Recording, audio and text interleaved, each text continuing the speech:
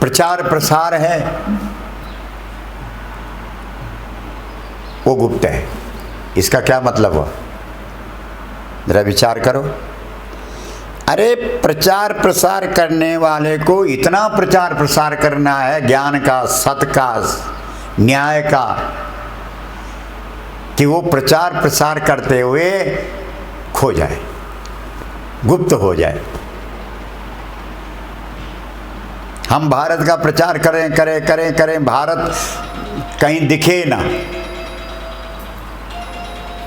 उठा लो शरण जी, सीता जी कर रहे हैं।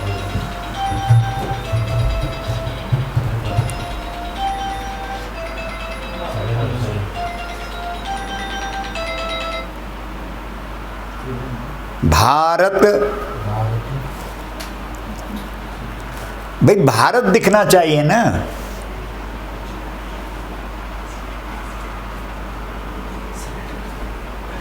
हमारे प्रचार प्रसार में गाय दिखनी चाहिए ना।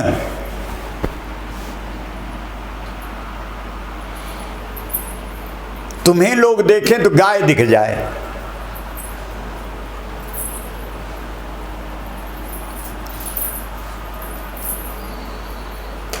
ऐसा स्वरूप होना चाहिए। इसलिए हम आप लोगों को बार बार अच्छाई का जितना अधिक प्रचार प्रसार हो उतना करो। तो शौच, संतोष, परमात्मा ने संतोष पर हम चर्चा कर रहे हैं। जितना जिसको दुनिया में दिया है वो देने वाला उदार है, और उदार जब देता है तो वो कम करके नहीं देता है, जिसके हिस्से जितना है उसको थोड़ा बढ़ा करके देता है। इसलिए जितने भी संसार में लोग हैं, जिसके पास भी जितना है, जो है वो उतना नहीं है जितना उसको मिलना चाहिए था, थोड़ा बढ़कर है। क्योंकि देने वाला कौन है भाई? कर्म हमारे हैं, लेकिन उस कर्म फल को देने वाला कौन है? बोलिए, ईश्वर है ना भाई। कर्म तो हमारा है, उसका फल दे रहा है भगवान हमको, लेकिन भगवान फल हमको दे रहा है, लेकिन देने वाला कौन है? वो जो देने वाला है उसका असर भी तो होता है देने में। धर्मराज युधिष्ठिर का यज्ञ हुआ तो देने का काम किसको दिया था? वहाँ कर्ण को, क्योंकि वो उदार था ना। कि उसको उदार व्यक्ति को रखो भाई, जहाँ एक दोना देना होगा वहाँ ये दो देगा, क्योंकि उदार है ना। तो देने वाला दुनिया में जो कुछ भी जिसके पास है वो किसने दिया है? आप जवाब देंगे भगवान ने दिया, ईश्वर ने दिया। तो अगर ईश्वर ने दिया है तो कितना दिया है? जितना हम लायक नहीं है उतना दिया है। जितना हम लायक नहीं है उतना दिया है, क्योंकि वो देने वाला उदार है। उसने उतना दिया है जितने हम लायक नहीं हैं। तो क्या करें? इसलिए जिसके पास जितना है उसे उतने में संतोष करना चाहिए, क्योंकि है तो वो उतने का भी अधिकारी नहीं है, उतने का अधिकारी नहीं है जितना उसके पास है। इसलिए संतोष क्यों नहीं है? जब हम ये चिंतन करेंगे, इस बारे में सोचेंगे कि परमात्मा देने वाला है और वो बहुत उदार है, इसलिए जिसको जितना दिया है उसको उससे ज़्यादा दिया है, तो कोई परेशानी नहीं है। फिर तो सब आनंद में रहेंगे, दुखी होने का तो मतलब ही नहीं। तो ये जो नियम हैं योग के, उनकी चर्चा कर रहे हैं। शौच, संतोष, स्वाध्याय, जो कुछ भी हम पढ़ रहे हैं, जो भी हम अध्ययन कर रहे हैं, जो भी हम सदग्रंथों को देख रहे हैं, उसमें देखो ना हम किसकी भूमिका में हैं। हम रामायण पढ़ रहे हैं मान लो, अब उसमें देख लीजिए किस किस का चरित्र आ रहा है। उसमें राम जी का भी आ रहा, रावण का भी आ रहा, सीता जी का भी आ रहा, सुपर्णखा का भी आ रहा, कौशल्या का भी आ रहा, कैकेयी का भी आ रहा, हनुमान जी का भी आ रहा। अब आप अपने को देखो, अपने को पहचानो, अपने को ढूंढो उसमें। जिन ढूंढा तिन पाइया, गहरे पानी पैठ। ढूंढो उसमें कौन है। माता लोग जो है अपने अपने अपने को सीता में जितनी पात्र हैं उसमें ढूंढो अपने कहाँ पर हम ठीक बैठ रहे हैं। जो पुरुष लोग हैं वो जितने उसमें पुरुष पात्र हैं उनमें देखो कहाँ पर हैं। हम लखन हैं कि राम हैं कि भरत हैं कि शत्रुघ्न हैं कि दशरथ हैं कि कहाँ हैं, अपने को देखो। तो स्वाध्याय शब्द का तो यही अर्थ होता है। स्व मतलब अपना, अध्याय माने अध्ययन करना। लेकिन स्वाध्याय प्रवचनाभ्याम न प्रमदितव्यम, ये शास्त्र का वचन है। स्वाध्याय प्रवचनाभ्याम ये द्विवचन है। जहाँ स्वाध्याय, जब हमने अपने को अध्ययन कर लिया, जैसे उत्तरा जी विवाह करके घर आई तो उत्तरा ने द्रौपदी के चरण छुए और कहा कि माता जी बताइए, मुझे कुछ उपदेश दीजिए। तो अब उसका स्वाध्याय है, उसने अध्ययन कर रखा। किसने? द्रौपदी ने। क्या अध्ययन किया है कि जब उसकी साड़ी को दुशासन खींचने लगा तो उसने पुकारा है, सबको पुकारा है। पांडवों को पुकारा, वो लोग खड़े नहीं उठे। आचार्यों को पुकारा, वो लोग खड़े नहीं उठे। तपस्वियों को, जिनका प्रतिनिधित्व भीष्म जी करते हैं, उनको पुकारा, वो खड़े नहीं उठे। तो फिर उसने श्री कृष्ण को, जो गाय वाले हैं, उनको याद किया तो वो आए, क्षण में आए। तो उसने प्रवचनाभ्याम, प्रवचन हो गया। स्वाध्याय जो उसने किया है, मतलब जो अपने आप अध्ययन देखा है उसने किया है।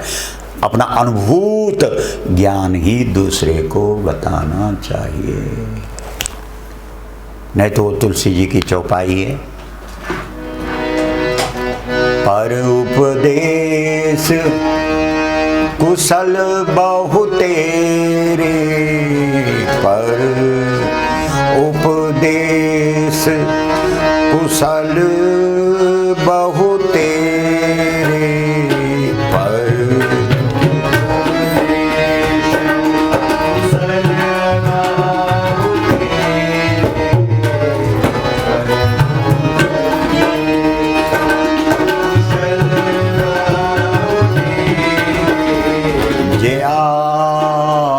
चरही ते नर न घनेरे, जया चरही ते नर न घनेरे, जया चरही ते नर न घनेरे।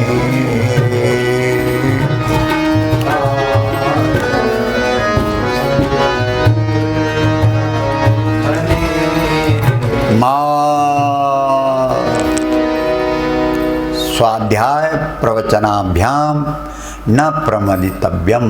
पहले अपना अध्ययन करो, फिर दूसरे को अपना अनुभव सुनाओ। इन दोनों का परस्पर संबंध है। अपना अध्ययन किए बिना, अनुभव हुए बिना आगे किसी बात को मत बताइए। इतनी बड़ी बात है, बताइए। स्वाध्याय ऐसा व्यक्ति होता है योगी। हमारे पहाड़ में कहते हैं सुनी पाई बेची खाई। तो एक चीज़ सुन ली और उसको आगे सुना दिया, उससे क्या लाभ। स्वाध्याय प्रवचनाभ्याम न प्रमदितव्यम। अपना अध्ययन करके और अनुभव करके, अध्ययन के साथ अनुभव भी तो है। संसार में भी तो देखा जाता है, आप पढ़े लिखे हैं, आपके पास डिग्री है, लेकिन आपके पास अनुभव है कि नहीं। बोला अनुभव नहीं, फिर आपको हम कैसे ले सकते हैं। अनुभव चाहिए। कितने वर्ष का जी, कम कुछ तो हो, अनुभव तो होना चाहिए। बिना अनुभव का जो तुम्हारा पढ़ना लिखना है वो तो कोरा कर्मकांड है, उससे क्या लाभ होगा। तो शौच, संतोष, स्वाध्याय,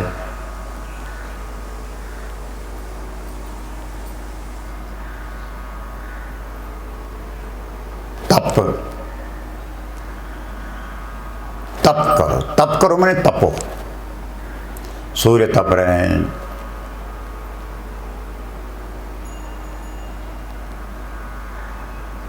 चंद्र तप रहे हैं, ये तप ही तो रहे हैं। जो तपते हैं वही दूसरे को प्रकाशित करते हैं। तप का फल क्या है? तेज। तप बिनु तेज। तेज क्या है? तपस्या पूर्वक किया गया, तपस्या से अर्जित हुआ जो आपका ज्ञान है, वही तो दूसरे को प्रेरित कर सकता है।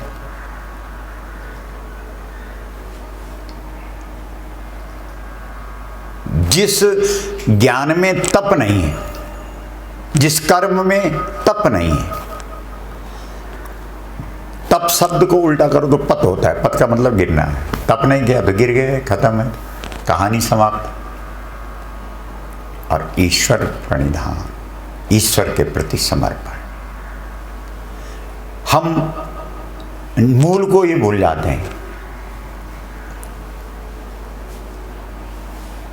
हरि समर्पी बिनु सत्कर्म। कितने तुमने सत्कर्म किए, लेकिन जितने सत्कर्म किए वो भगवान को समर्पित नहीं किए, तब क्या आएगा?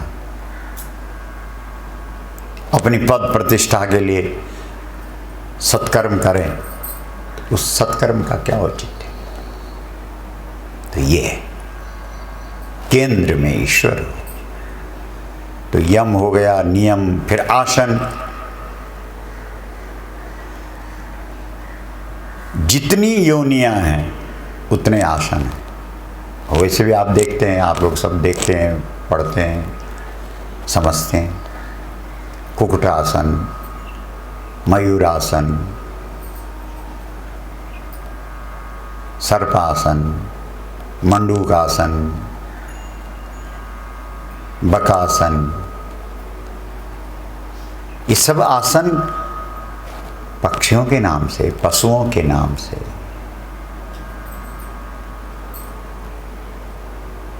ये मनुष्य शरीर में सब आसन आदमी कर सकता है। क्यों कर सकता है? क्योंकि सभी शरीरों को भोग करके आया है, वो तो मनुष्य बना है।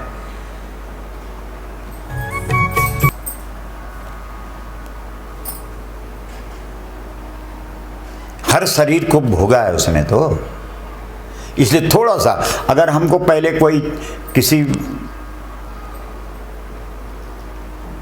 चीज़ का अभ्यास है तो तुरंत हमको थोड़ा स्मरण कराने से तुरंत पहले का अभ्यास जो है वो याद आ जाएगा और हम करने लग जाएंगे। इसलिए मनुष्य शरीर में 84 लाख आसन हो सकते हैं।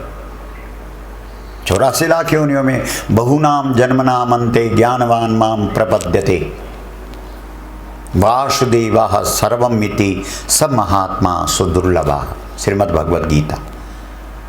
बहुनाम जन्मनाम अन्ते, बहुत जन्मों के अंत में, यानी 84 लाख योनियों के आखिरी में समापन। ये मनुष्य जन्म आखिरी भी हो सकता है। अगर गाय की पूंछ पकड़ ली तो, गाय को भूल गए तो ये मनुष्य जन्म से शुरुआत होगी 1,84,000। ये भी ध्यान देना पड़ेगा।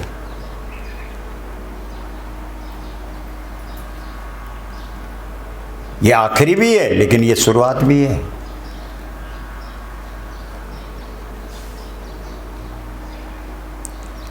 चाहो तो आखिरी बना दो इस मनुष्य शरीर को। बहुनाम जन्मनाम अन्ते, अंतिम भी हो सकता है। ज्ञान हो गया तो अगर वही जीवन रहा पशु वाला तो तब क्या है? तब तो वही बनेगा फिर दोबारा से। पुनरपि जननम पुनरपि मरणम, जो हम लोग भजन कर रहे थे। पुनरपि जननी जठरे शयनम भज गोविंदम भज गोविंदम। सुनाइए साहब एक भजन, फिर तो वही होगा। गोविंदम भज मूढ़मते।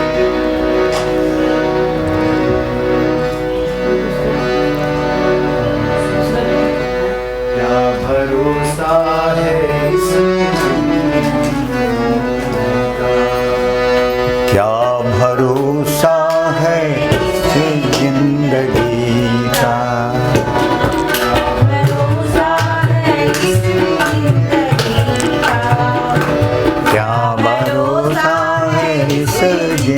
जिंदगी का। क्या भरोसा है इस जिंदगी का। क्या भरोसा है इस जिंदगी का। क्या भरोसा है इस जिंदगी का। क्या भरोसा है नाम रह जाएगा साथ देती नहीं किसी का। क्या भरोसा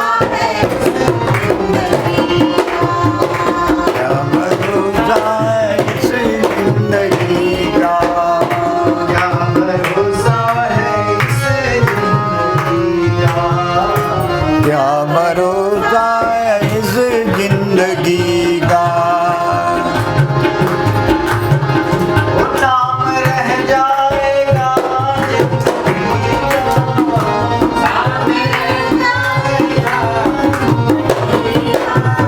वो नाम रह जाएगा आदमी का।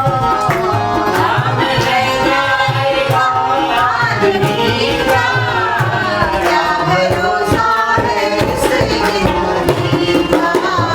क्या भरोसा है इस जिंदगी का। क्या भरोसा है इस जिंदगी का। क्या भरोसा है जिंदगी का। दुनिया है हकीकत पुरानी। दुनिया है हकीकत पुरानी। चलते रहना है इसकी रवानी। चलते रहना है इसकी रवानी। फर्ज पूरा करो फर्ज पूरा करो बंदगी का। क्या भरोसा है इस जिंदगी का।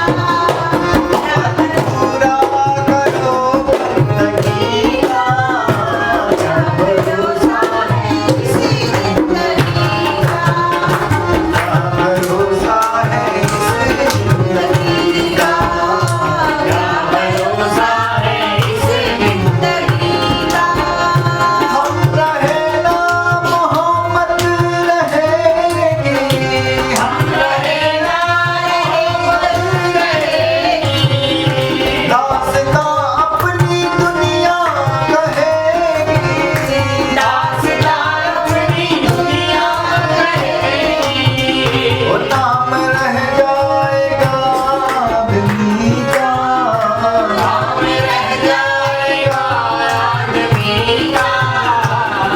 भरोसा है इस जिंदगी का। भरोसा है इस जिंदगी का। क्या भरोसा है इस जिंदगी का। क्या भरोसा है इस जिंदगी का। सांस रुक जाएगी चलते चलते। सांस रुक जाएगी चलते चलते। शम्मा बुझ जाएगी जलते जलते। समझ जाएगी जलते जलते। दम निकल जाएगा रोशनी का। दम निकल जाएगा रोशनी का। निकल जाएगा रोशनी का। सब निकल जाएगा रोशनी का।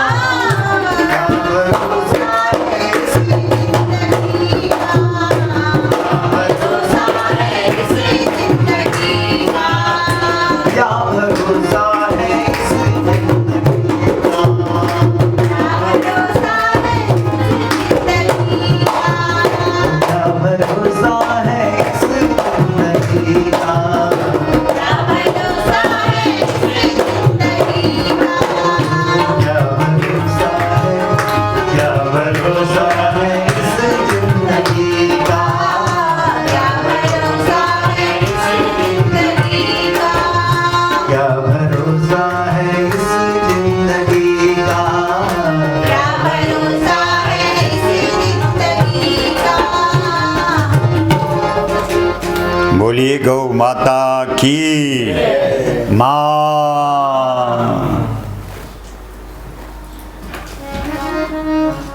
स्वाध्याय ईश्वर के प्रति समर्पण। एक भाई ने, प्रशांत जी ने बंगलोर से 3 प्रश्न हैं। शरीर में कहीं भी आपके एड़ी में हो या चमड़े में हो किसी प्रकार का विकार है तो उसको रात्रि को गौमूत्र और गोबर की मालिश करो, निश्चित रूप से लाभ मिलेगा। दूसरा प्रश्न है आपका कि किडनी, हमारे पास एक प्रमाण है। एक बहन पहाड़ से, देहरादून के पास विकास नगर है, वहाँ आई। डॉक्टर को उसने दिखाया तो डॉक्टर ने कहा तुम्हारी दोनों किडनियाँ खराब हैं, किडनी बदलनी पड़ेगी।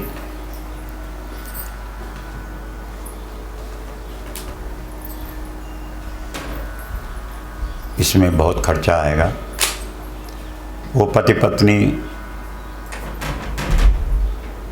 दिखाने के लिए आए थे तो वो भी उधार लेकर के आए थे। वो वापस जब गांव में पहुंचे तो उनके गांव के पास में कथा चल रही थी।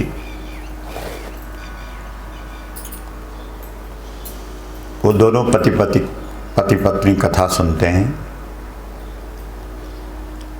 और कथा में सब व्याधियों की औषधि गौमूत्र है, इसका वो श्रवण सुनते हैं।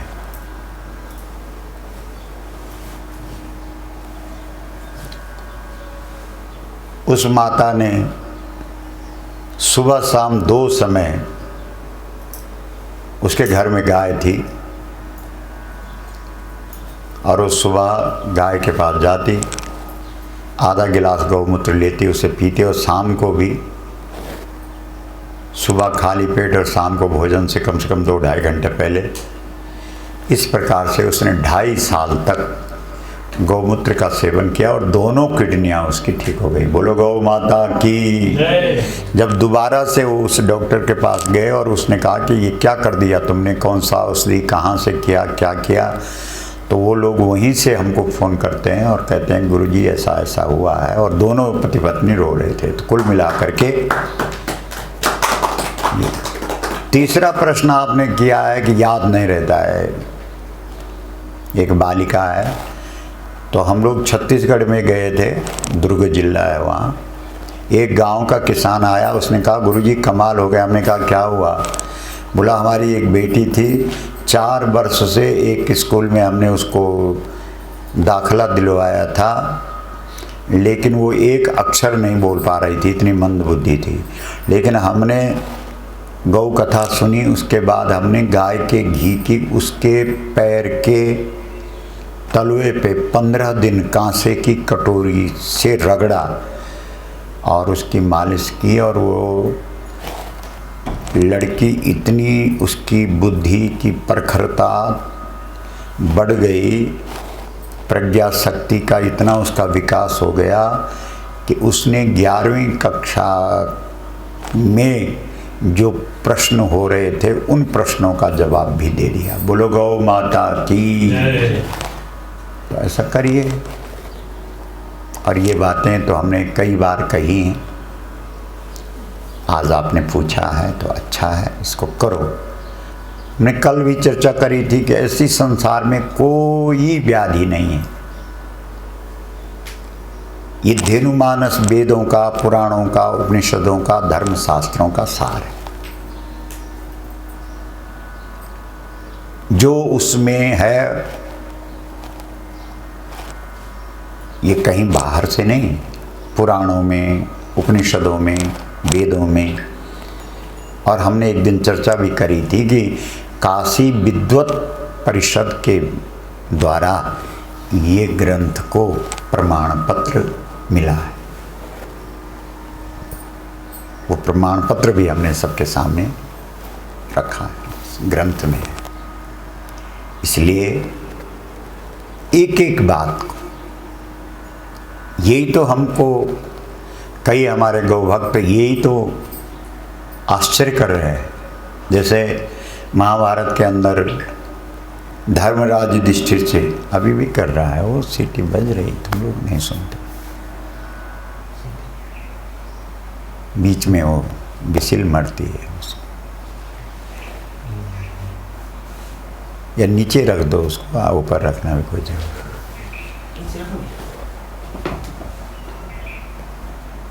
तो निश्चित रूप से जितनी भी व्याधियां हैं, औषधि है। हम लोग आज चिंतन कर रहे थे, एक आध लोग और भी थे हमारे साथ, कितना अच्छा होता कल उत्तरकाशी में गंगा जी का मंदिर का आंगन, हाँ, गंगा जी का मंदिर का आंगन गौमूत्र और गोबर से, जो आप लोग दिखा रहे थे सोशल मीडिया के माध्यम से, तो उसमें ये भी लिखा हुआ था कि भाई पुरातन प्रवृत्ति रीति विधि ये थी हमारे यहाँ। अब जैसे गंगोत्री है, यमुनोत्री है, बद्रीनाथ है, केदारनाथ है, चारों धामों के पट खुल रहे, तो पहले खुलने से पहले पूरा गौमूत्र और गोबर से लेपन हो जाए तो कितना शुद्धिकरण होगा। यद्यपि वहाँ सब शुद्ध होने के लिए जाते हैं, और जैसे ही उसमें व्यक्ति प्रवेश करेगा केदारनाथ की धरती पर, जब हम पिछले वर्ष केदारनाथ में गए तो वहाँ के जो पुरोहित जी हैं, तो वो कह रहे थे कि देखिए अब गाय आ गई है केदारनाथ, हमको दर्शन कराया उन्होंने,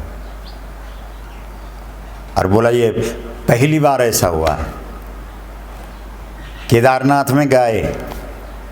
बोला इसी के दूध से हम अभिषेक करते हैं। हमने पूछा क्या ऐसा पहले कभी हुआ? बोला कभी नहीं हुआ।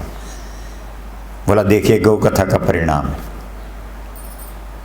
भगवान केदारनाथ के शिवलिंग का अभिषेक करने के लिए गाय थी। गाय केदारनाथ में हमने गौ दर्शन किया। लोग बहुत सारे सुन रहे हैं जो गए होंगे, पिछले वर्ष की बात। पिछले जब हमारी गुप्त काशी में कथा हुई थी तब गए थे हम वहाँ से। पिछला था कि पिछले से पिछला था।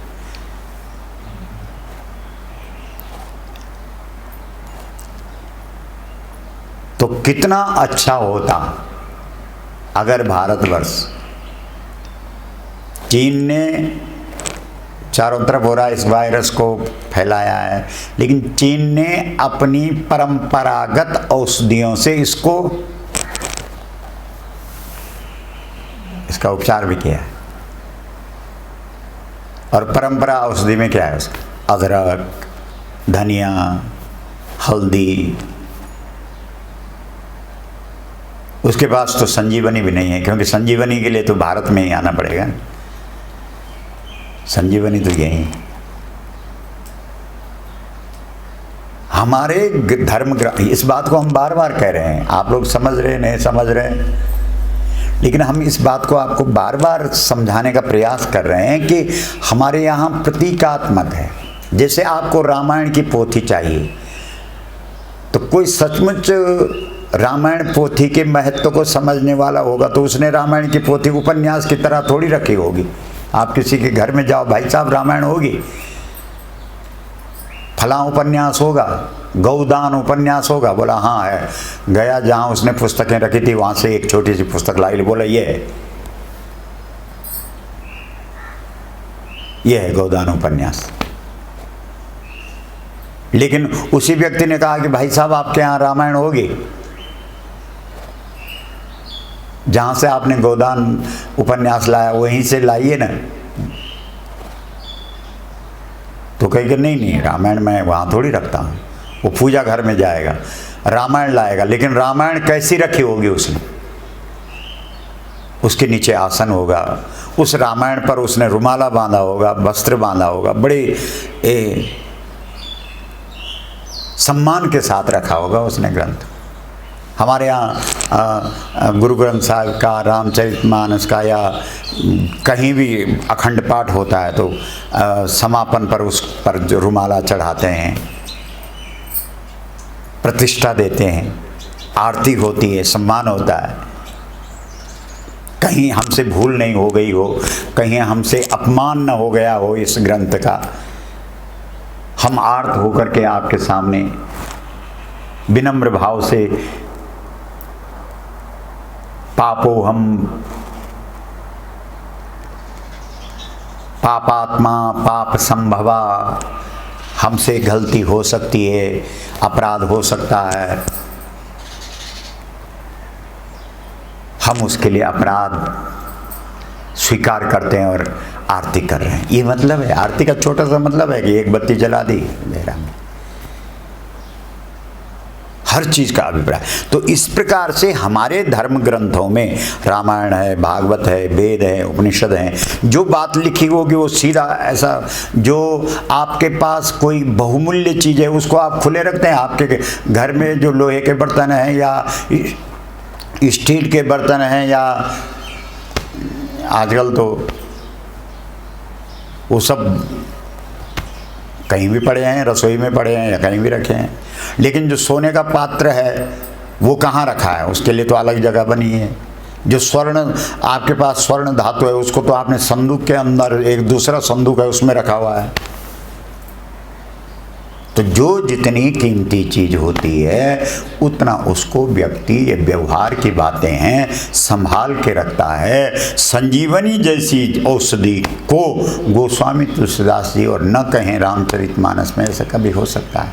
संजीवनी जैसी औषधि भारतवर्ष में हो और भारत के वेद उस संजीवनी की बात न करें, ऐसा कभी हो सकता है? संजीवनी औषधि भारतवर्ष में हो और भारत के पुराण उस पर चर्चा न करें, ऐसा कभी हो सकता है? संजीवनी जैसी औषधि भारतवर्ष में हो, बद्रीनाथ में हो और भारत के धर्मशास्त्र उसका, उनमें उसका उल्लेख न हो, ऐसा कभी हो सकता है? लेकिन वो बहुमूल्य जो जीवन देने वाली औषधि है उसको कितना ढक करके रखा होगा, कितना संजो करके रखा होगा, कितना उसको सजा करके रखा होगा। आपने सुना होगा हनुमान जी महाराज जब संजीवनी बूटी के ले गए तो पहचान ही नहीं पाए।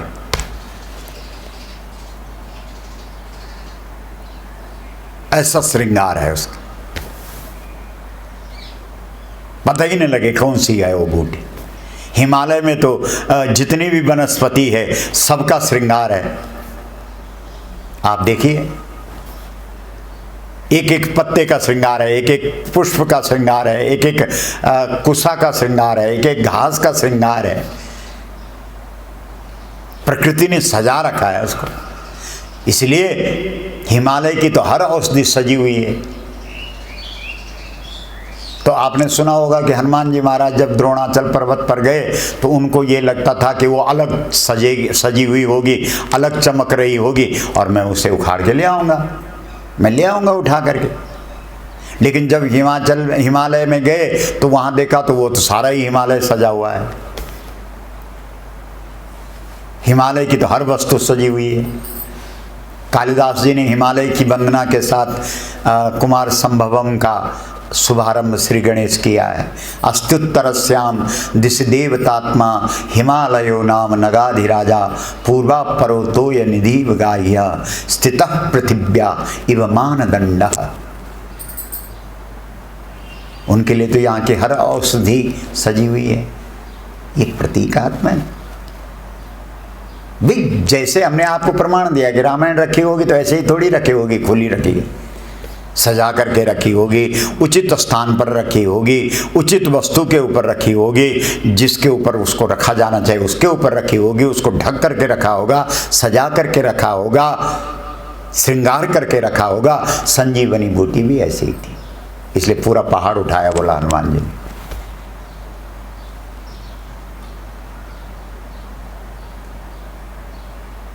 क्योंकि पूरा हिमालय सजा हुआ है। तो गोस्वामी जी ने, तुलसीदास जी ने जब रामचरितमानस में संजीवनी लिखी तो क्या लिखा? चौपाई देखिए, राम कथा कलि कामद गाई,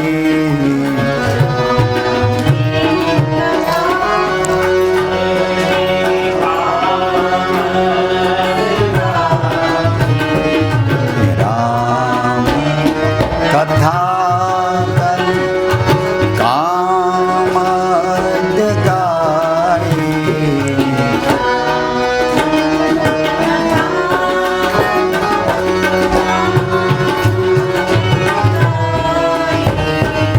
सुजन सजीवन मोरी सुहाई, सुजन सजीवन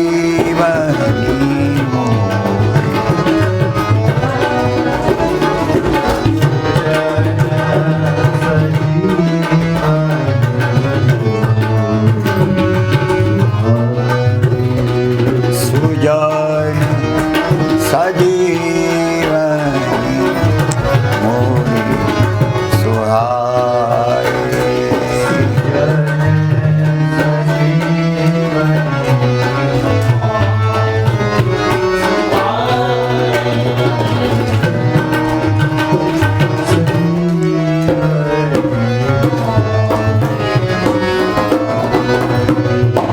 सुजन सजीवनी मोरी सुहाई,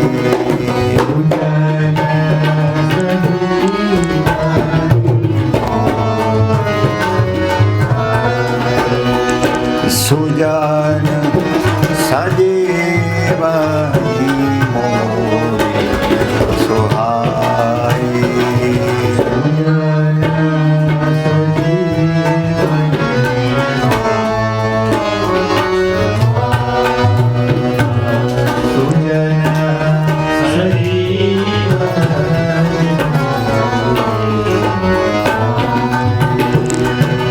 अब सवाल उठता है भाई अब ये आप कैसा अर्थ लगाओगे इसका? अविदा से लगाओगे कि लक्षणा से लगाओगे कि व्यंजना से लगाओगे?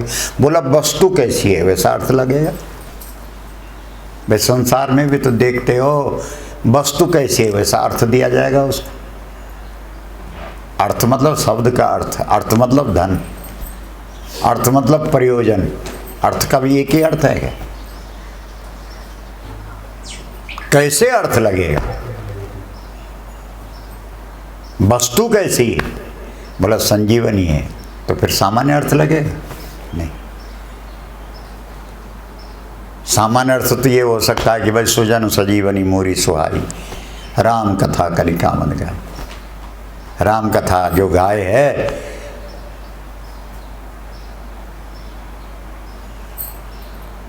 ये संजीवनी है, लेकिन इससे जुड़ाव सुजनों का हो।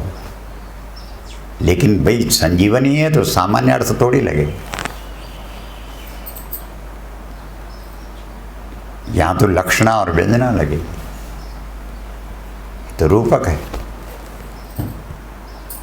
छंद चौपाई है, अलंकार क्या है, समास क्या है।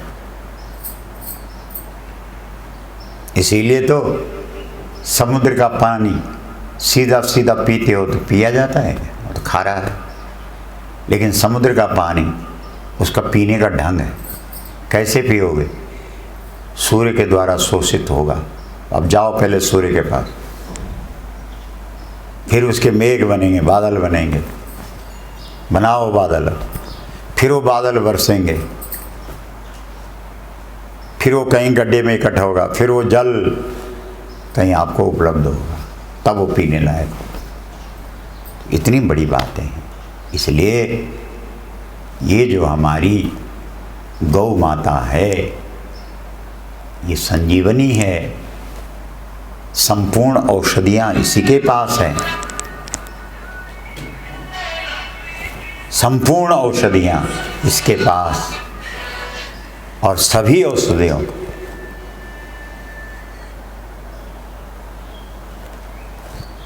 संपूर्ण औषधियों को प्रदान करने वाली गौ माता है। इसलिए जैसे बद्रीनाथ, केदारनाथ, गंगोत्री, यमुनोत्री, पूरे देश की टकटकी लगी हुई है, कब खुलेंगे पट। कल अक्षय तृतीया, गंगा जी के पट खुलेंगे कल, माँ भगवती गंगा। हम लोगों के जो पूरे देश के अंदर रैलियाँ हुई हैं, पूरे देश के हर जिले में जो रैली हुई है उसकी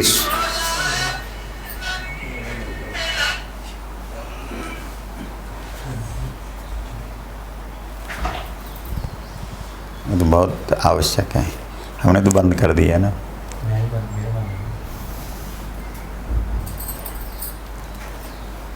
इसलिए जितने तीर्थ हैं, जितने इस देश के अंदर, जगन्नाथ है, बद्रीनाथ है, रामेश्वरम है, वैष्णो देवी है, होना अगर ऐसा हो जाता तो इसमें परेशानी क्या थी। आधा किलोमीटर तक गौमूत्र और गोबर का लेपन और गौमूत्र का छिड़काव। आह, जो भारतवर्ष आज लुप्त सुप्त सा हो गया है, उसका फिर से भव्य और दिव्य रूप में प्राकट्य हो जाता। ये बोल रहे हैं, गलत है तो बोलो।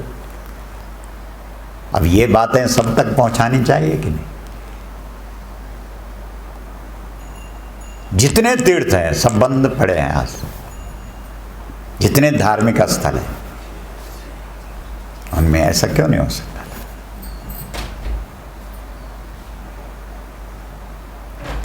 हर देश की अपनी स्थिति है, अपने सिद्धांत हैं, अपने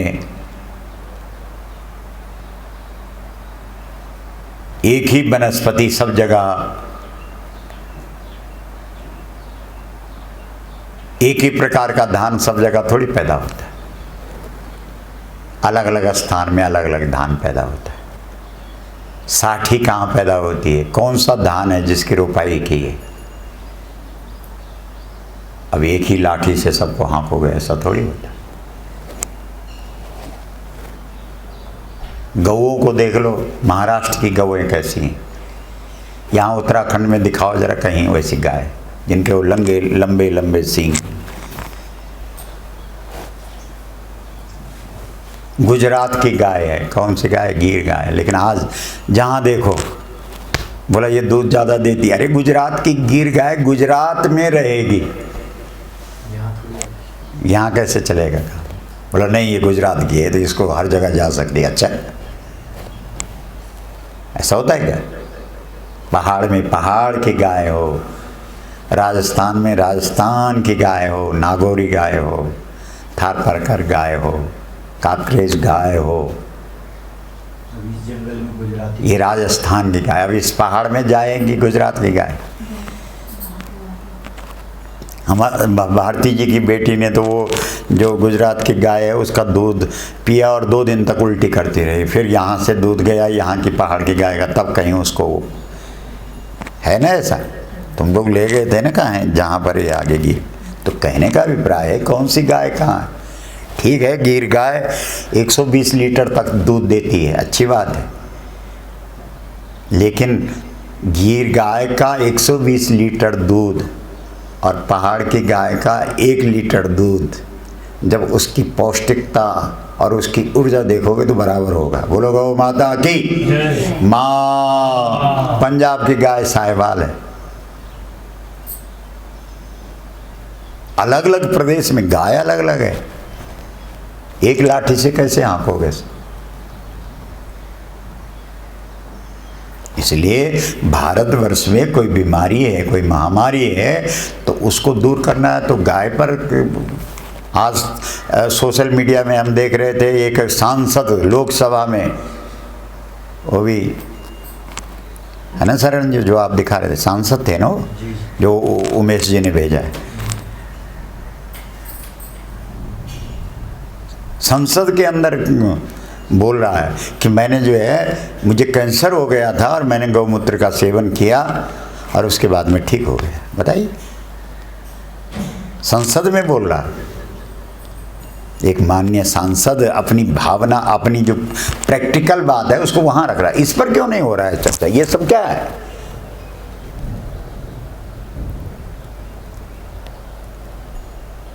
आज क्यों नहीं? अपने एक निवेदन आप लोगों से और है, जो आप, इसीलिए बार बार बोलता हूं कि इसको शेयर करो, बढ़ाओ इसको लाइक करो, इसको फैलाओ, और जिसके पास जो अनुभव उसके प्रपत्र प्रमाण के साथ, क्योंकि इन लोगों को प्रमाण चाहिए। आज तुमने कितनी दवाई खा दी थी, उस दवाई से कुछ नहीं हुआ, उस दवाई के बिल, उसका डॉक्टर का हस्ताक्षर, उसका प्रमाण पत्र, और उसने रिपोर्ट दे दी थी कि ये बीमारी है और ठीक नहीं हो रही है, और तुमने 5 दिन गौमूत्र पिया और वो ठीक हो गई। ये सब चीजें इकट्ठी करो इनको, क्योंकि ये कलह का युग है, और कलह जब होता है तो साक्षी की जरूरत पड़ती है, गवाह चाहिए। कलह हुआ है तो केस होगा, केस हो रहा है तो गवाही चलेगी, मुकदमा है तो गवाही होगी, और गवाही प्रमाण चाहिए पूरे देश की। इसीलिए तो हम कह रहे हैं कि फैलाओ इन बातों को, जितने देश के अंदर जिसको जो अनुभव है भेजो ना यहाँ कागज। जुबान का तो आज कोई महत्व ही नहीं रह गया। बोला लिख के क्या है। एक बार हम जब छोटे थे तो हम चले गए थे एक सत्संग में गुजरात में, अहमदाबाद, चंडीगढ़ से। तो वापसी में हम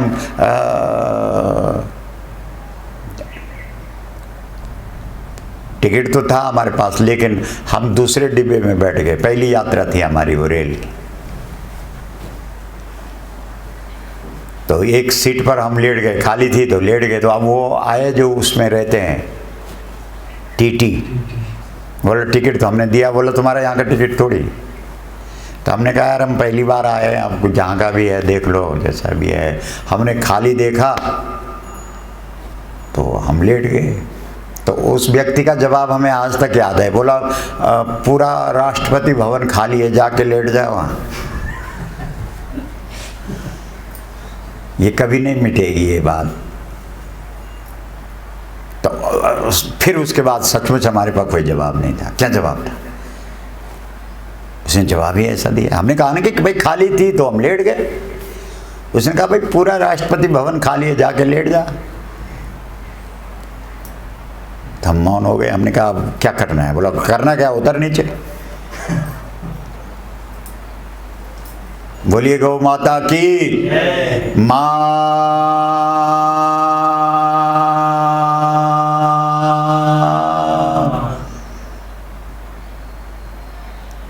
तो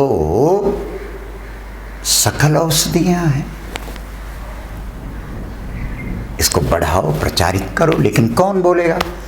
भी जब बड़े बड़े लोग और बड़े बड़े, हम राजीव दीक्षित जी का कल हम सुन रहे थे, अमेरिका और चीन ने पेटेंट करवा दिया। पेटेंट का मतलब है दूसरे को अधिकारी छीन लिया गौमूत्र पे। कल के दिन औषधि हम बनाएंगे जी। अब हमको अमेरिका से पूछना पड़ेगा कि गौमूत्र हम पी सकते हैं। ऐसे से अन्न पैदा कर दिया कि बीज है ही नहीं उसमें। टमाटर है और बीज है ही नहीं। बीज चाहिए, बोला अमेरिका जाओ। भिंडी है, बीज नहीं है, बोला बीज कहाँ गया? बोला चीन में जाए। क्या कमाल है, उनका पेटेंट है। क्या पेटेंट है भाई बहन? अरे ऋषियों ने पेटेंट कर रखा है भारतवर्ष के नाम पर। किसका? गौमूत्र का, गाय के गोबर का। अपने ऋषियों का पेटेंट दिखाओ ना उनको। ये जो धर्म ग्रंथ है ये भी तो पेटेंट है। जो धर्म ग्रंथ हैं तुम्हारे पास, जो वेद कह रहा है, आयुर्वेद की बात कर रहा है, उपनिषद कह रहे हैं, श्रीमद् भागवत कह रहा है कि गौमूत्रेण स्नापित्वा पुनर्गोर, हम तो नित्य गौमूत्र से नहाते हुए यही मंत्र पढ़ते हैं। मंत्र माने यही मनन करते हैं। मंत्र का मतलब क्या होता है? तत्सवितुः वरेण्यम भर्गो देवस्य बस। राम राम 1, राम राम 2, राम राम 3, राम राम 4, राम राम 5, ये है मंत्र। मंत्र का मतलब है मंत्रणा करो, उस पर मनन करो, विचार करो। हमारे ऋषियों ने ये बातें, गौमूत्रेण स्नापित्वा पुनर्गोर सार्वकम, गौमूत्र से स्नान कर रहे हैं, करा रहे हैं श्री कृष्ण को। अरे ऋषियों ने कह दिया, श्री कृष्ण गौमूत्र से स्नान कर रहे हैं। पूतना से संक्रमित हैं वो, पूतना आई है, पूतना को पटक दिया है कृष्ण ने। पूतना कोरोना पर विजय प्राप्त की, लेकिन किसने? गाय वाले ने विजय प्राप्त की। बकासुर पर विजय प्राप्त की किसने? श्री कृष्ण ने, गाय वाले ने। अघासुर पर विजय प्राप्त की किसने? श्री कृष्ण ने। लेकिन तुम अपने देश की, अपनी संस्कृति की, अपनी जो तुम्हारे पास संजीवनी है उसकी तुम चर्चा कर ही नहीं पा रहे हो। और जो चर्चा कर रहा है उस पर उंगली उठाते हो, धमकाते भी हो साथ में। अच्छा, हम अपना पेटेंट का प्रमाण पत्र तुम्हें दिखाएं कि देखो हमारे ऋषियों ने पेटेंट करा रखा था ब्रह्मांड की संस्था में, सकल ब्रह्मांड संस्था, वहां हमने पेटेंट करवा रखा हमारे ऋषियों ने। तो हम वो प्रमाण पत्र दिखाते, उस पर चर्चा नहीं नहीं ये गलत है। अच्छा, तुम्हारा हम कैसे मान लें कि तुम्हारा सही है? इसलिए सज्जनों, आपके धर्म ग्रंथों पे ऋषि मुनियों ने ये व्यवस्था पेटेंट करा रखी है। गौमूत्र गौमय बिना होती नहीं सुचिता कभी, होती नहीं सुचिता कभी। देखो आज कोई प्रश्न तो नहीं? हाँ दीजिए। इसलिए योग की चर्चा जो कल अवशिष्ट रह गई थी उस पर हम थोड़ी चर्चा कर रहे हैं आज। यम नियम आसन प्राणायाम प्रत्याहार धारणा ध्यान समाधि कल भी थोड़ी थोड़ी बताया था, लेकिन आज थोड़ी सी और विशेष चर्चा चल रही है। यम नियम आसन, अब आसन पे जाएंगे। हाँ ज्योति प्रकाश शास्त्री जी का, हाँ ये उन्हीं का प्रश्न चल रहा है जी। और भी गुरु आज निश्चित रूप से योगा पे तो चर्चा होनी है। हाँ पर आज भगवान परशुराम की जयंती है और कल अक्षय तृतीया है जी जी। ऐसा पुराणों में वर्णित है कि दोनों ही तिथियां धर्म और कर्म की दृष्टि से अति महत्वपूर्ण है। आप भगवान परशुराम की महिमा और अक्षय तृतीया का महत्व बताने की कृपा करें जी। एक ये हरिराम मथुरी सिंह सवाल है मुझे। हाँ बोलिए। महाराज जी, आज परशुराम जयंती है। उनके पिताश्री का तपस्थली उत्तराखंड के उत्तरकाशी जनपद स्थित थान गांव मानी जाती है, जबकि उनके जन्म के बारे में मध्य प्रदेश इंदौर में बताया गया है। इससे आप स्पष्ट कीजिए। बहुत अच्छा है। पहले तो शिवसवाल जी का, अब शिवसवाल जी का जन्म जहाँ भी हुआ होगा, लेकिन शिवसवाल जी कहाँ कहाँ तुम्हारी कर्म भूमि रही, कहाँ कहाँ तुमने पढ़ाई लिखाई की, कहाँ कहाँ भगवान श्री कृष्ण की जन्मभूमि कहाँ है बताइए। जेल के अंदर है। फिर लीला कहाँ हुई? वृंदावन में। फिर वहाँ से कहाँ गए? फिर मथुरा। फिर वापस, फिर वहाँ से कहाँ गए? द्वारिका। फिर जहाँ जहाँ बीच में जाते हुए रुके होंगे वो स्थान भी तो, अरे हमारे लिए तो आज वो बोलते हैं ना कि तुम्हारी रात किस समय खुली? जब तुम्हारी नींद खुली। जब नींद खुली तुम्हारी रात उसी समय खुली। जो आजकल के नौजवान 11 बजे उठते हैं उनकी रात पूछो कि कितने बजे खुली? बोला 11 बजे खुली। 4 बजे किसकी रात खुली? जो 4 बजे उठा। 7 बजे किसकी रात खुली? जो 7 बजे उठा। 12 बजे किसकी रात खुली? जो 12 बजे उठा। अब जो जिसने अपने गांव के किनारे रात खुली और देखा कि कृष्ण बैठे हुए हैं, द्वारिका की ओर जा रहे हैं, तो उसने तो कहा कि मेरी नगरी के बाहर आज ही कृष्ण का जन्म हो गया। उसके लिए तो आज ही जन्म हुआ ना। तो इसलिए ऋषि, जैसे कालिदास जी का जन्म कहाँ था? काली मठ में था, उत्तराखंड में था, रुद्रप्रयाग जिले में था, रुद्रप्रयाग जनपद में था। लेकिन कालिदास जी की पूजा तो हम वहाँ गए थे उड़ीसा में, शरण जी और हम, कितने घंटे लगे थे हमको कटक से वहाँ जाने में, उस गांव में जहाँ आज भी लोग वो तो कह रहे थे कि सब संस्कृत बोलते हैं, हालांकि उन्होंने संस्कृत तो किसी ने नहीं बोली थी, लेकिन ऐसा बोल रहे थे कि हाँ कुछ समय पहले तक यहाँ पूरा गांव संस्कृत ही बोलता था। क्योंकि हमने समाचार पत्र में पढ़ा था कि भाई उड़ीसा में एक गांव ऐसा है जहाँ आज भी लोग सभी गांव के बूढ़े वृद्ध सज्जन बाल नर नारी सब संस्कृत बोलते हैं। तो हम इस उत्कंठा को लेकर के सुबह सुबह 4 बजे वाहन पर बैठे कटक से और फिर उस गांव में गए, तो वहाँ कालिदास जी की पूजा होती है। कहाँ कालिदास पैदा हुए? उत्तराखंड। कहाँ? काली मठ में। पूजा कहाँ हो रही है? उड़ीसा के एक गाँव में। तो बोलो अब इसका क्या जवाब है? तो इसलिए ऋषि कोई संकुचित सीमित चरित्र नहीं है, और कम से कम उनका दायरा, हमारा तो दायरा हो सकता है कि हम उत्तराखंड के हैं, उत्तराखंड में घूमते हैं, देश में जाते हैं, फलाने जाते हैं, भारत तक जाते हैं, विदेश तक जा रहे हैं। आज का व्यक्ति जा रहा है जिसका दायरा बहुत छोटा है, तो वो तो ऋषि थे। इसलिए थान गांव भगवान का जमदग्नि ऋषि का आश्रम था। हमने तो वहाँ पर कथा कर रखी है सिलसिला जी, हम लोग तो वहाँ पर कथा करके आए हैं। उस जहाँ आज भी एक वृक्ष है जो 12 महीना जिस पे पत्ते और फल लगे रहते हैं, अब तो बल्कि उसकी जगह पर एक नया वृक्ष पैदा हो गया है, और जो पुराना वृक्ष था वो पता नहीं कब सदियों का। तो कुल मिलाकर के ये तो विचार है, विचारधारा है, और ऋषियों की विचारधारा जहाँ तक फैली वहाँ तक लोगों ने अपना ही समझा उनको। हर किसी ने ये सोचा भाई यहीं पैदा हुआ है। इसलिए आप कहीं भी भारत के किसी भी प्रांत में चले जाओ, हर जगह आपको जमदग्नि ऋषि का आश्रम मिल जाएगा, वशिष्ठ का आश्रम मिल जाएगा। हर कोई बोलेगा हाँ वशिष्ठ जी यहीं पैदा हुए थे और यहीं उनकी कर्मभूमि थी, और यहीं पर उन्होंने जो है अपने यजमान से यज्ञ करवाया था। हम लोग तो गए, गौ माता की कृपा से पूरे देश के हर जनपद में जाने का हमको सौभाग्य मिला। अधिकतर ऐसा कोई जनपद नहीं मिला होगा जहाँ किसी ऋषि का स्थान हमको नहीं मिला।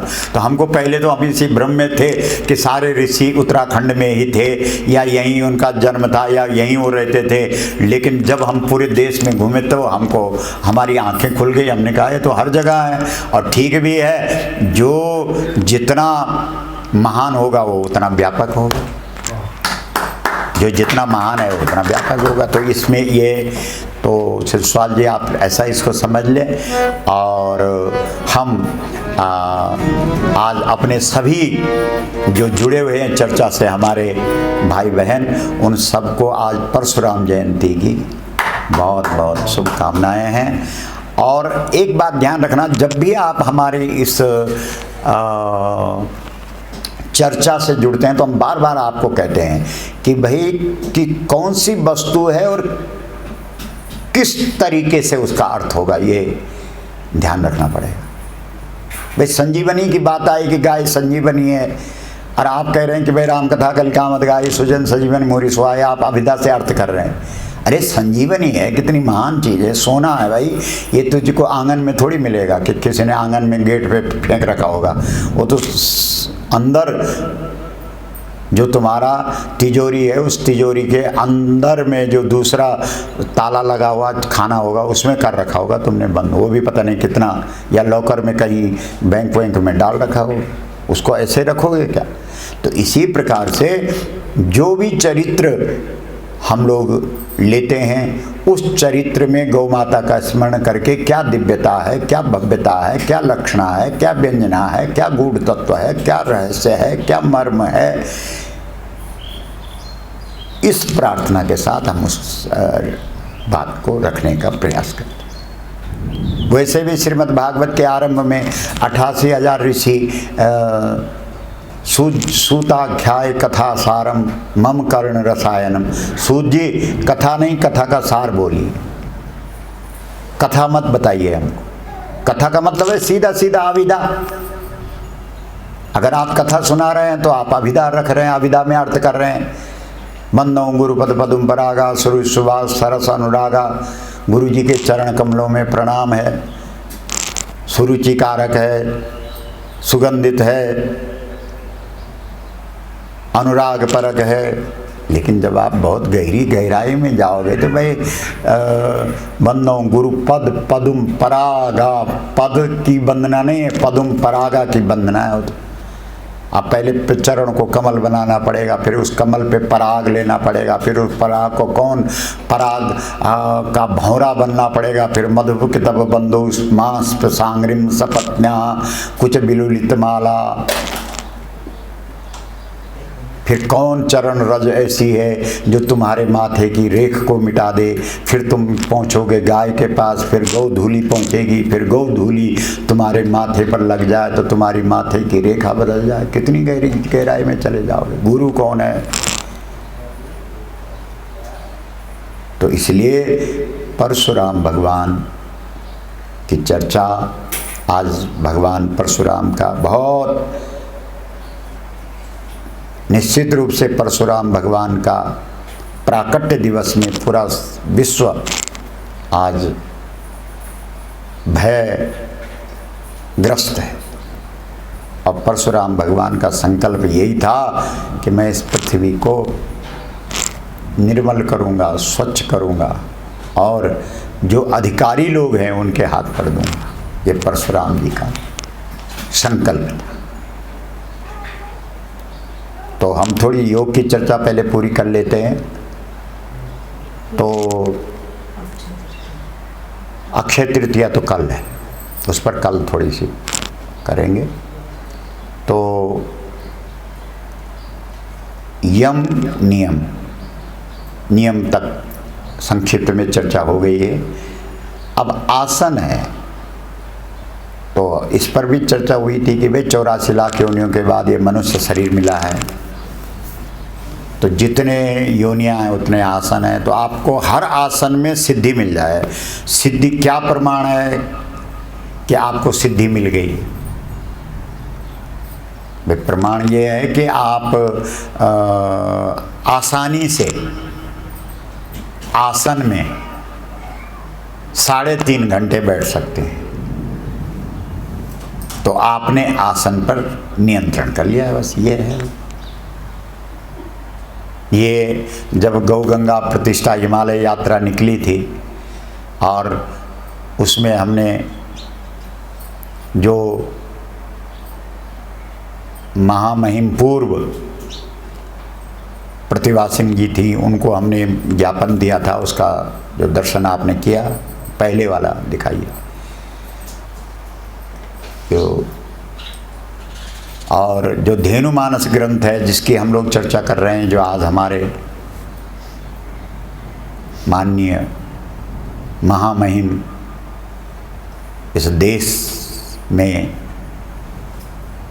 जो आज विराजमान हैं उन तक भी धेनुमानस पहुंचा हुआ है, ये आप चित्र में देख पा रहे हैं। तो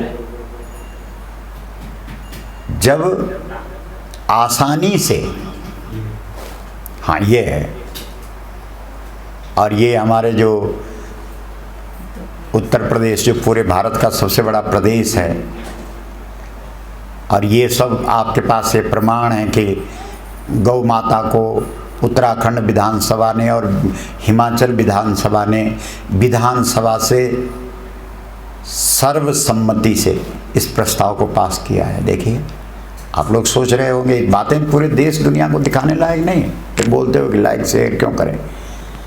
क्या करोगे लाइक शेयर? जो नाना प्रकार के व्यर्थ के चित्र भेजते हैं लोग। एक चित्र अजामिल ने देखा था तो उसका खोपड़ा ही खराब हो गया था। चित्र ही तो देखा था उसे। श्रीमद् भागवत के अंदर कान्य कुब्जे दुजा कश्चित दासी पति अजामिलः नामना नष्ट सदाचारो दास्या संसर्ग दूषिता। एक चित्र खराब देख लिया तो जीवन ही विचित्र बन गए। ये चीज़ें बढ़ाओ, इसलिए हम बार बार आपको कहते हैं और कहते भी रहेंगे। ये तो अब लगा हमको पता, अगर 10-20 साल पहले पता लग जाता, 10-20 साल तो शायद इसको आरंभ हुए नहीं हुए होंगे, हो गए। ये सोशल मीडिया कब से धरातल पर आया? जब वो रैली हुई। हाँ, अगर तब से भी होता, ये भारती जी को सब पता है, तो आज के लिए तो लाखों करोड़ों लोग तक होती हमारी चर्चा आज जा रही। लेकिन अब तो समझ जाओ, जब नींद खुल जाए तो समझो कि रात खुल गई। तो अब तो रात खोल दो।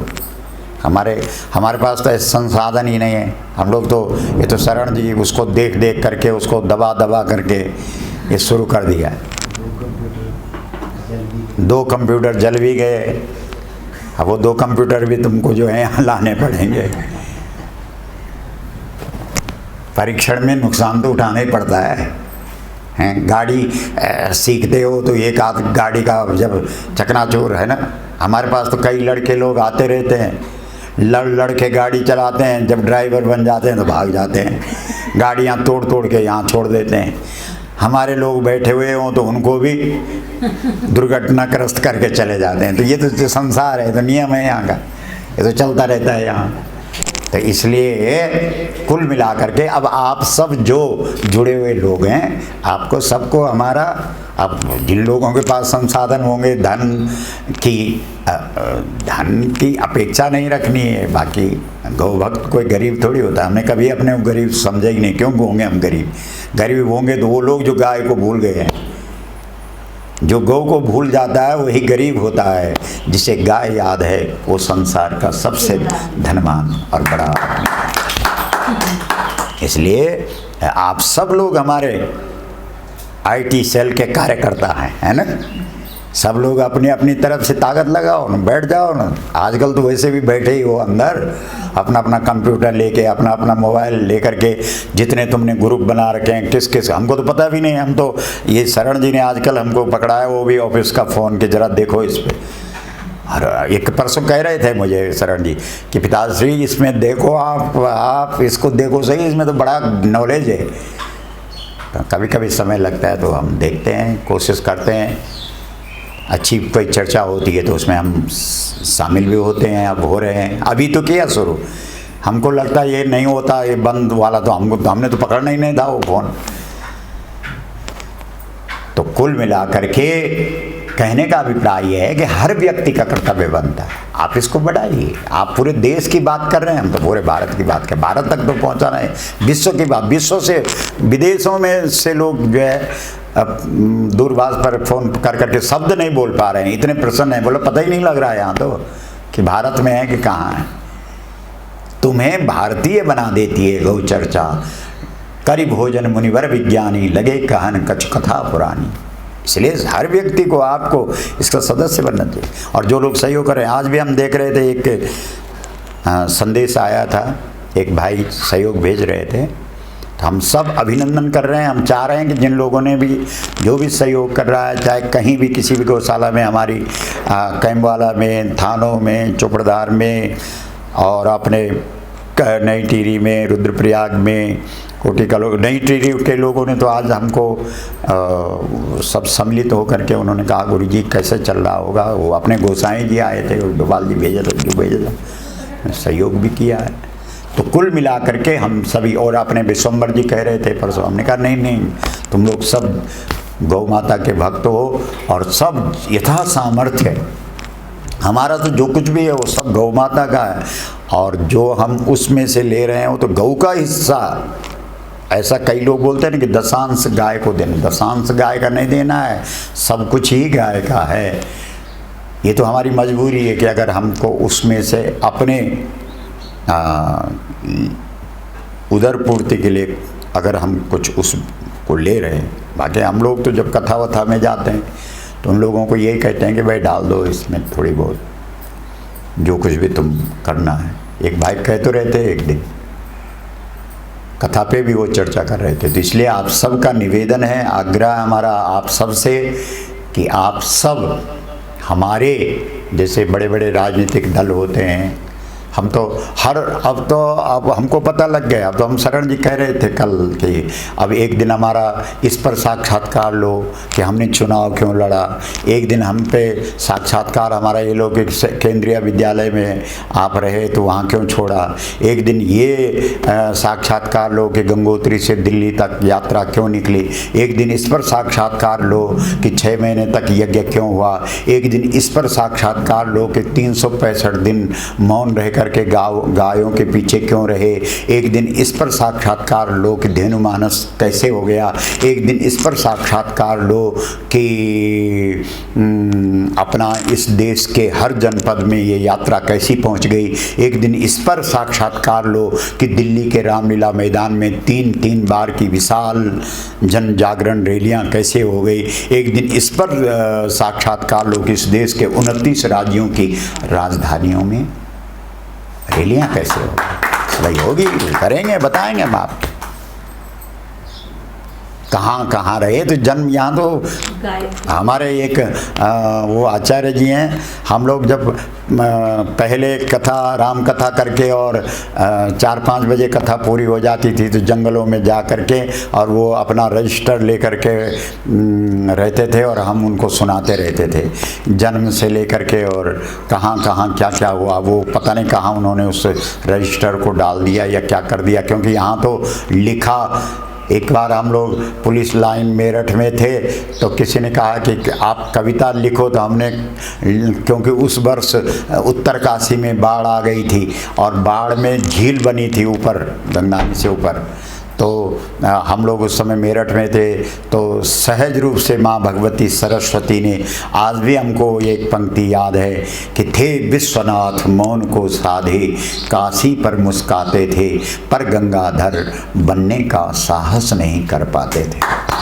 ये चौपाई निकलती थी हैं। कभी हम लोग बचपन में गंगा के तट पर जा कर के आपस में कुछ पंक्तियाँ बोलो, घाटी में गांव, गांव में छाँव, छाँव में पाँव, पाँव में पायल झनकारती, रूप की उम्र अपनी आरती उतारती। तो ये तो सब चलता रहता था। कहने का अभिप्राय ये है कि यही बातें तो प्रचारित करने की हैं, बाकी शरीर तो छूट जाना है। हमारे पहाड़ों में बोलते हैं दुनिया न मर जानू कल्याणु यखन, बे सब छूट जाना है। हंस जब भी उड़ा तब अकेला उड़ा। इसको सुनाओ।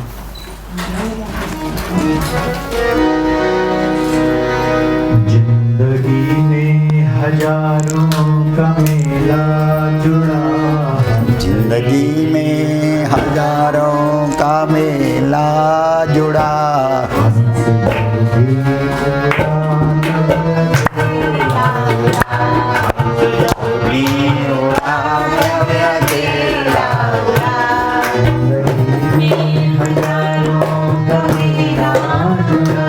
जिंदगी में हजारों का मेला जुड़ा,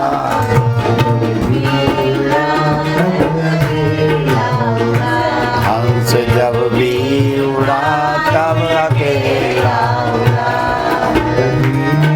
हजारों का मेला जुड़ा, जिंदगी में हजारों का मेला जुड़ा,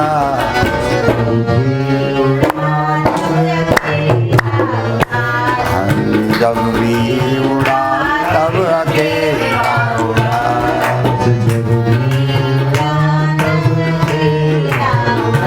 हंस जब भी उड़ा तब अकेला उड़ा। नौ रानी रही नौ राजा रहे, नौ राजा रहे नौ रानी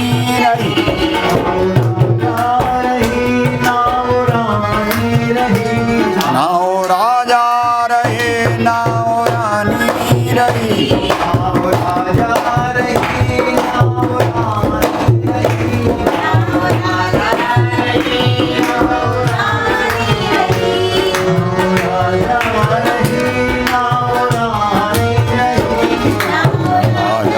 रहे नौ रानी।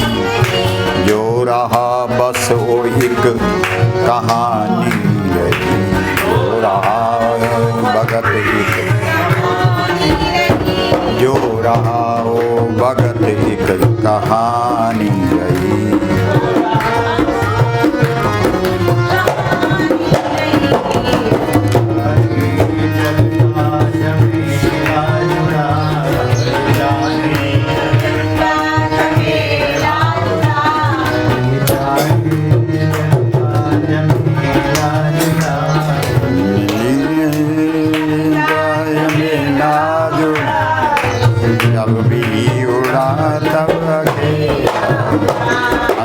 जब भी उड़ा तब अकेला उड़ा। उड़ा तब अकेला उड़ा। हंस जब भी उड़ा तब अकेला उड़ा। हजारों का मेला जुड़ा। जिंदगी में हजारों का मेला जुड़ा। उड़ा हंस जब भी उड़ा। हाट सारे पड़े के पड़े रह गए।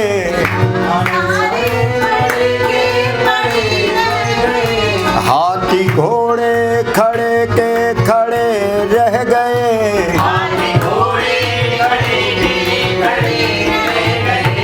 तेरे हीरे जड़े के जड़े रह गए।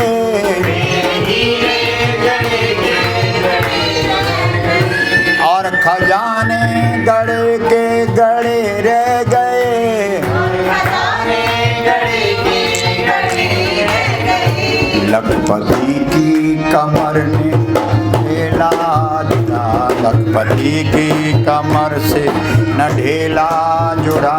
लखपति की हंस जब भी उड़ा तब अकेला उड़ा। हंस जब भी हंस जब भी उड़ा तब अकेला उड़ा।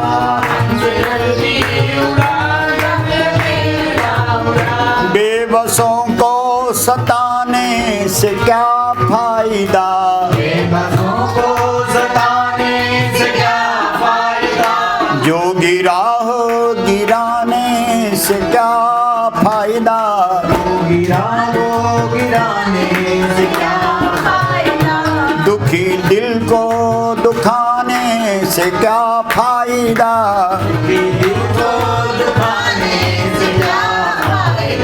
सारा इंसान बराबर न छोटा बड़ा।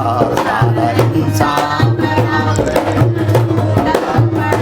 हंस जब भी उड़ा तब अकेला। हंस जब भी उड़ा तब अकेला।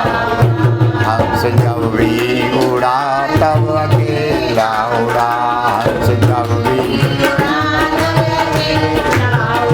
हंस जब भी उड़ा तब अकेला उड़ा।